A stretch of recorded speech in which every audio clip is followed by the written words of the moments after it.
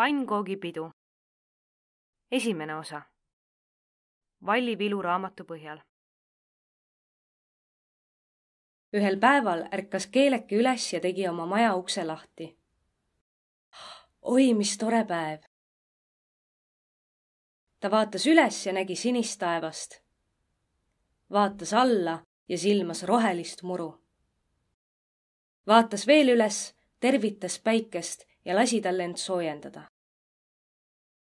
Vaatas paremale ja vaatas vasakule. Ühtki sõpra õues ei näinud.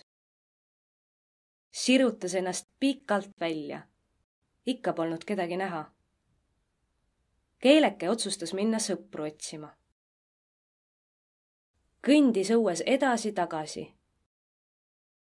Seisis ühes õuenurgas ja piilus teise õuenurka. Äkki nägi kassi, kes vehkis sabaga. Kas sul on paha tuju, küsis Keeleke. Jaa, mul on jänu, aga pole kaussi, kust juua saaks, vastas kass. Ma oskan kaussi teha, rõõmustas Keeleke. Vaata, nüüd saad juua. Kass jõi isukalt ja koos kõndisid nad edasi. Nüüd nägid nad koera, kes vehkis sabaga.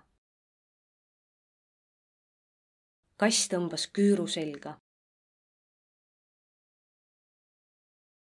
Keeleke proovis ka küüru teha.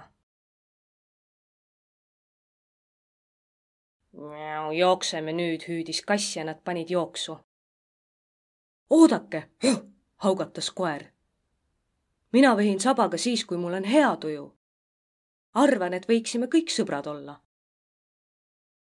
Kolmekesi jõudsid nad varsti mänguväljakule. Keeleke hüppas kiigele. Talle meeldis kiikuda. Ikka üles ja alla, madalama kiige peal ja kõrgema kiige peal. Kass proovis liumäest alla lasta. Koer sõitis mängurongiga.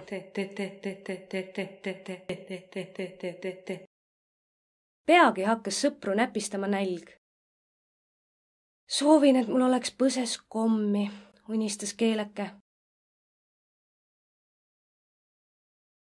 Mina näriksin pigem konti, arvas koer. Võiksime ju mõne hiire sabapidi kinni võtta, tõdes kass. Läheme minu juurde ja teeme pannkoogipeo, tuli Keelele hea mõte. Nad hakkasid kodu poole astuma. Äkki kostis kabjaplagin.